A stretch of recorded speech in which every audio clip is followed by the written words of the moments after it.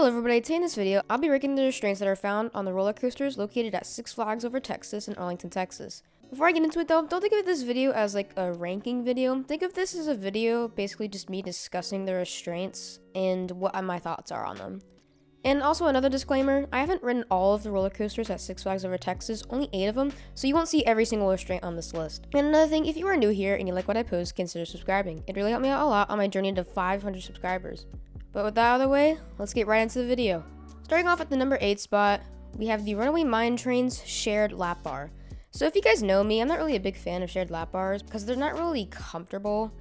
I really don't get why shared lap bars exist. The cool thing about the Runaway Mine Train's shared lap bar though is that it doesn't come down all the way. Unlike Coco Cruiser or Wild Mouse's like lap bars, those can come down all the way, but Runaway Mine Train doesn't, and it doesn't really need to. So that's a very good thing, so you can get actually a lot of room and not have to worry about the uncomfortableness.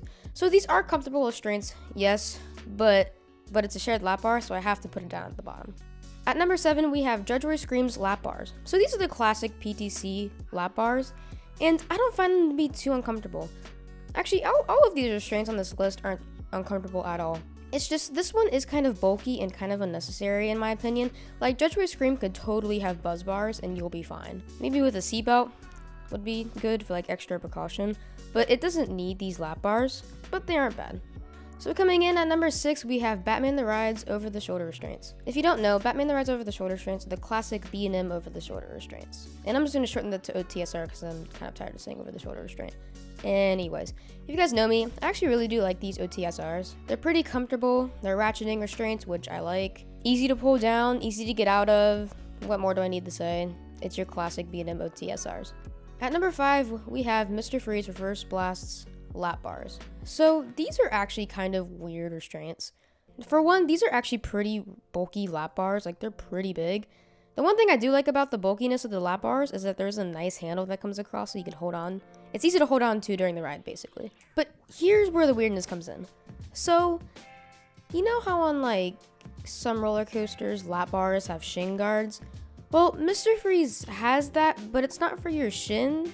It's like for your whole lower half of your leg, if that makes any sense. So basically your feet are covered and like half of your shin's covered. And there is a reason for that. And if you have ridden Mr. Freeze, you would know why that is there. And you know what I'm talking about too. It's not even like a shin guard either. It's like this weird, this is gonna sound weird, but the best way I can describe it is like a toilet paper roll, like a kind of cylinder block that just kind of sits there on your feet. It's really weird, and it is there because when you're going up that spike, you're just suspended there, so you don't want your feet dangling, so it keeps your feet restrained, so the ride's not uncomfortable. So there is a reason they are there, but I just found it kind of weird. And also, there is a seatbelt, but it's a seatbelt for your lap bar. And I just found that kind of weird. Like when I first walked into the ride, I'm like, okay, where's the seatbelt? Because I see the buckle, or like, not the buckle, but like the thing where the buckle goes into, but I don't see the buckle itself. And the ride up was just pull the restraint down. I'm like, where's the seatbelt? And he said, just pull the restraint down. So I pull it down and he buckles the seatbelt into the lap bar. And I'm like, okay, what was the point of that? So yeah, I don't get what the seatbelt was there for. But yeah, these are comfortable restraints. Coming in at number 4, we have the New Texas Giant lap bars. So if you guys don't know, New Texas Giant is one of 2 RMCs that uses the Gerstlauer trains. So this restraint is actually kind of unique because you won't find these on other RMCs besides Iron Rattler at Six Flags Fiesta Texas. So these restraints are hydraulic and they are T-bars, which is amazing. Now there is a downside to these restraints in that there are shin guards, but they're not like the RMC ones. It's more for just a metal bar, and I am a small person, so they didn't really bother me that much, and I actually didn't notice them at all during the ride. But the reason why it's at number 4 is because it is kind of big and bulky, and plus the handle is like really, really tiny, and I do like to hold on during the ride. I don't like to put my hands up, just a habit, I guess. So it was kind of a pain holding on to the lap bar the entire time. Like it's just very, I don't know, I didn't like it. But yeah, these are comfortable restraints. It's easy to get airtime room on these things, and it comes in at number 4. Coming in at number 3, we have Shockwave's lap bars. If you guys know me, you know that I love the Schwarzkopf, or these Gerstlauer train Schwarzkopf lap bars. They're amazing. They're non-restrictive, they're small, they're easy to pull down, and they're very comfortable. What more do I need to say about that? Like, there's really nothing else I need to say about these restraints. That pretty much says it all. So I love these restraints, and it comes in at number 3. taking the silver, we have Titan's lap bars. I love these restraints. Giovanola did a really good job in designing their trains because they are actually very comfortable. Now, this is a U-bar. This isn't like New Texas Giant where it's a T-bar, but this is a U-bar. And here's why it is at number 2. The restraint does not come down all the way. Like, when I was sitting down the train, I pulled down my lap bar. I'm like, wait, this is like 2 inches off of my waist. That's a lot of airtime room, you guys. Now, yeah, I know this ride like barely has any airtime, but that one good floater hill, which does give good airtime, it provides. I was out of my seat. It was amazing and I loved it. So very non-restrictive. There's handles so you can grab onto it. So I like that. And I love these restraints. Very non-restrictive and they're cool.